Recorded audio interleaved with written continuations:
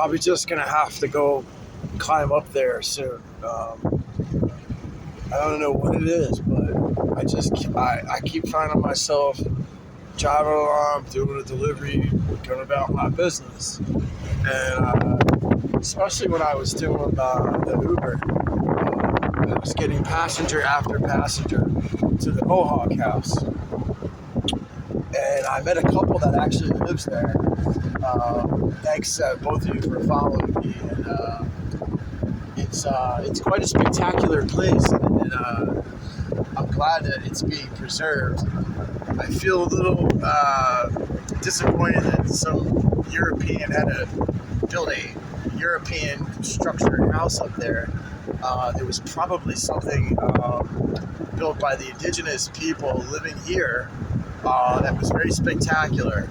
And in order to sort of cover that up, I think they did their best to try to destroy whatever culture was here before. But I would like to do an archaeological study up there, and I'm just going to have to take it upon myself to do that.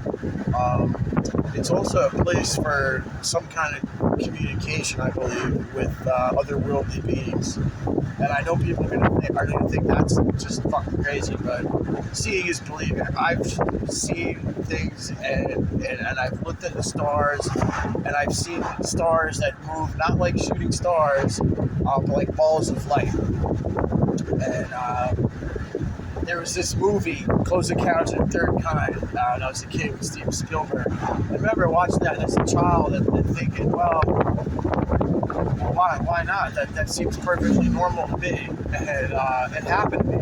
Not exactly going on the spaceship, walking into the spaceship. I don't remember, but I just remember encountering these beings, and it was so terrifying and overwhelming and beautiful.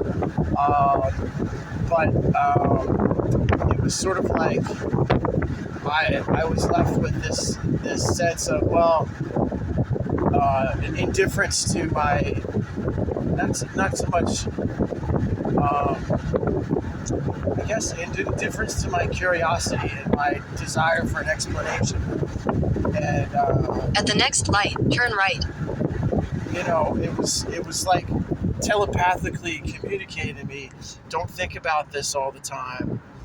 You'll be obsessed with it. I don't know, somehow it was like they didn't want to scare me, but they knew it was so scary when you do see them. They said they didn't want to do that anymore. You know, they don't want to scare me, and so don't think about it, and they won't come back. That's how I kind of, because it was like, otherwise that's all you're going to think about. And it's kind of like how it was left, and then so nobody believed you anyway. And then at the light, turn right onto Main Street. Then you will arrive at your destination. 30-something years later, and there's other people out there who've had experiences with what they call grays, the gray extraterrestrials. For real.